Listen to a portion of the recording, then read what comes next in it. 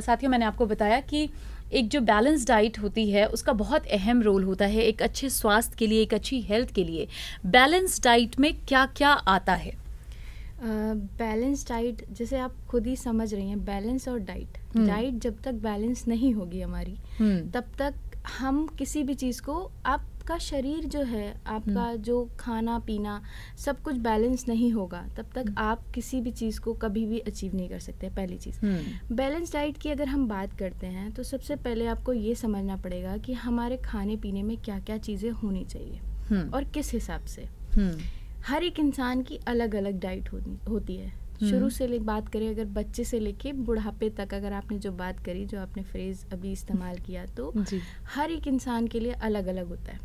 काम के हिसाब से हमारा डाइट होता है। अगर जिस इंसान की ज़्यादा काम है, ज़्यादा वर्क है, तो यानी हम बात कर रहे हैं शारीरिक काम की, अगर हमारा ज़्यादा परिश्रम हमारा ज़्यादा लग रहा है, या फिर वर्क स्टाइल इस तरीके का है कि बहुत एक्सरसाइज कर रहे हैं या जिमिंग कर रहे हैं, इस तरीके का है, तो उस इंसान की डाइट अलग तरीके की होगी। करेक्ट। और आजकल जैसे आप देखते हैं कि जैसे हमारी लाइफ हो गई है, ऑफिस में बैठना, सिर्फ बैठे रहते हैं, बैठ करके कंप्यूटर्स लैपटॉप में काम कर रहे हैं, तो वहाँ पे हमारा इस तरीके का काम नहीं हो रहा है जहाँ पे हमें बहुत ज़्यादा कैलोरी कंटेन करनी पड़ेगी। तो कैलोरीज हमारी डिसाइड करती है कि किस तरीके का हमारा वर्क है। अगर आपका काम उस तरीके का जिसमें आपका बहुत ज़्यादा एफर्ट लग रहा है, तो आपकी कैलोरीज ज़्यादा होना चाहिए। और अगर आपका सिटिंग काम है, तो आपकी कैलोरीज कम होनी चाहिए। करेक्ट। और जैसे हमारे बच्चे हैं, छोटे बच्चे हैं, तो उनके लिए कैलोरी काउंट अलग होता है, क्योंकि वो बढ़ती उम्र में होते हैं और उनके खाने पीने में सारी चीज़ें होनी चाहिए।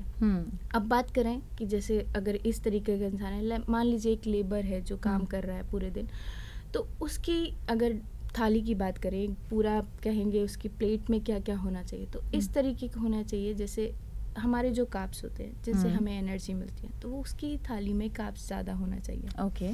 साथ में साथ प्रोटीन्स भी होना चाहिए, सारी चीज़ें होनी चाहिए, पर कार्ब की तादाद ज़्यादा होनी चाहिए। हाँ। प्रोटीन भी होना चाहिए साथ में। जैसे हम जैसे लोग हैं, हम लोग जो बैठते हैं ऑफिस में, बैठ के काम कर रहे हैं, तो उस तरीके की जिसमें एनर्जी कम चाहिए हमें, तो हमारी थाली में कार्ब्स की क्वांटिटी कम होने के बजाय प्रोटीन, कैल्शियम, आयरन, इस तरीके की चीज़ें ज़्यादा इंक्लूड होनी चाहिए, ताकि हमारा वेट गेन ना हो।